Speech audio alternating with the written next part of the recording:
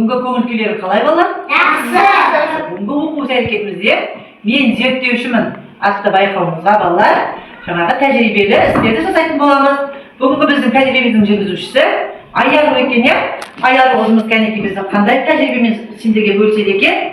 Кәнеки Айару не істейміз?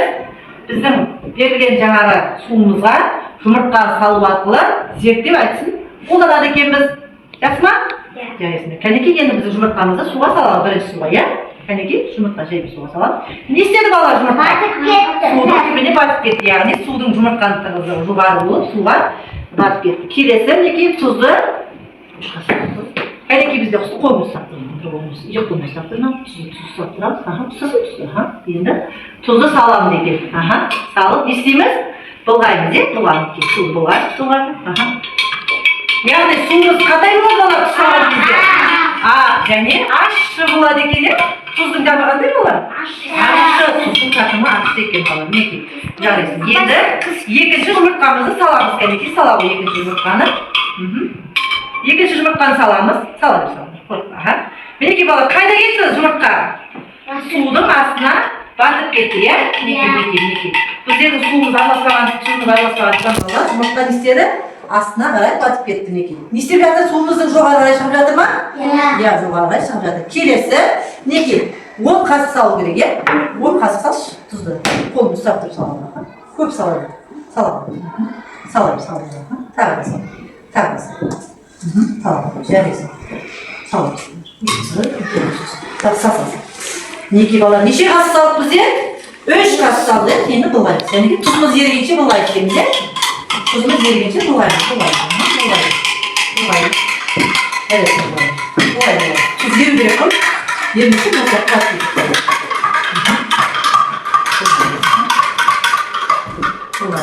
Балалар, судың түсі қандай болды? Ақ түске, яғни суымыз ащы болып кетті, иә?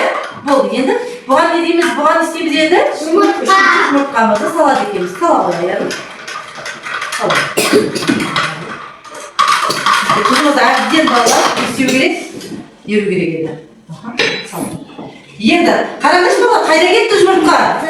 Жұмыртқа жоғарыға шығып кетті, яғни жұмыртқаның тығыздығы азайып, балалар ащы суда жұмыртқа жоғары қарай көтеріліп кетті, иә? Ал енді, мінекей балалар, біздердің тұзы жоқ суымызда жұмыртқа төменге түсіп кетті, иә? Ал біздер бір ғана қасық салған кезде жұмыртқа не істеді? Ортасында тұр екен, иә, судың.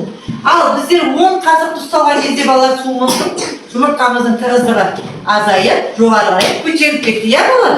Сендерге зерттеу қызықты болды ма тәжірибе? Иә. Жақсы. Келесі. Балалар, біздердің келесі зерттеуіміз, яғни мен зерттеушінің байқауымыздың екінші зертханалық тәжірибеміз балалар, біздерге Абдуллаева Гүлшат Бауыржанқызы жаңа тапсыратын болады. Кәнеки Гүлшат, не істейміз біздер бүгін? Сұйық майдан не істейміз? Бакиге бадынан құямыз, иә? Құйылды. Енді осы сұйық майдың үстіне құямыз біздер? Суды құямыз, иә? Суды құямыз. Балалар, қараңдаршы, сұйық май қайда кетті? Жоғарыға, иә? Астында не бар екен? Су бар екен, иә балалар? Біздердің. Енді, мінекей біздің қалай? Жаңағы сұйық майымыз жоғары қарай, яғни судың тығыздығы, майдың тығыздығынан жоғары болып тұр екен, иә? Мінекей енді осыған біздер балалар бір-екі жаңағы түстерден тамшылата отырып зерттеулік тәжірибемізді мына жақтан қараңдаршы бізде қандай түс пайда болды? Жоғарыда қызыл, яғни сұйық май, содан кейін су пайда болды, иә? Балаларға көрсетші өзің мінекей. Әжем болды ма? Не көрдіңіз біздер ең бірінші? Ең бірінші біздер сұйық май, су, одан кейін сұйық май, одан кейін балалар әртүрлі түстер, яғни біздердің краскаларымыз, яғни бояу түрлері балалар. Не істеді сұйық майдың ішіне келіп тұрып қалды, иә? Неге осы қызықты болма сендерге балалар осы? Иә, енді келесі балалар біздің экспериментіміз не болады? Қазір. Қандай балалар экспериментіміз неге осы жерде? Мінекей, содан танымыз, аскарбин қышқы бояу. Не істеді бізде балалар? Бір-біріне балалар қопсу арқылы, жаңағы сұйық майдың бетіндегі жаңағы әртүрлі түстегі нелерін ойнай бастады. Көрдің ба? Ойнап жатыр, көрдің ба? Яғни жарылып, не істеп жатыр? Бір-біріне жаңағы қосылу арқылы жаңағы тұтылу процесі жүріп жатыр. Неге балалар, мына жерде қараңдаршы.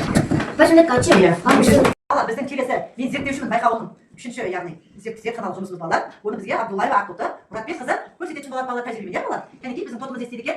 Суымызды алып тұрып не істейміз? Флаконымызға таза судан құяды.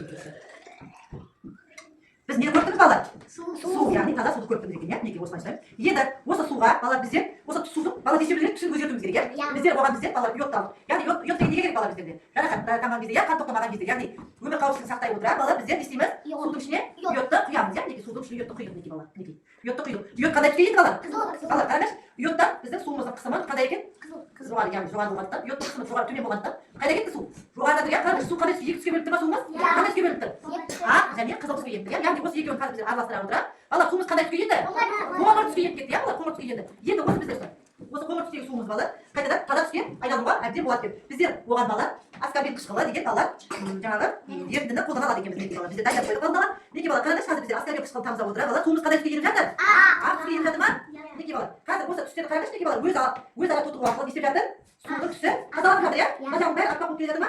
Иә, мінекей осылай балалар. Мінекей қазір біздер осы түсте мінекей сиқыр сияқты, иә балалар? Қараңызшы, қандай түске енді? Ақ түске енді, иә? Біздер йодты қосу арқылы түсін сарыға ендірдік. Одан балалар аскорбин қышқылын қолдану арқылы біздер суымызды қайтадан мөлдір түске ендірдік, иә? Сіз жек қылау жұмысыңыз қызықты болды ма балалар? Иә. Балалар, біздер мына жек қылау жұмыстарын жасау арқылы көптеген іс-әрекеттерді көрсететін боламыз. Және де балалар, балалардың өмір қауіпсіздігін ұстана отырып пайдаланатын екенбіз, иә?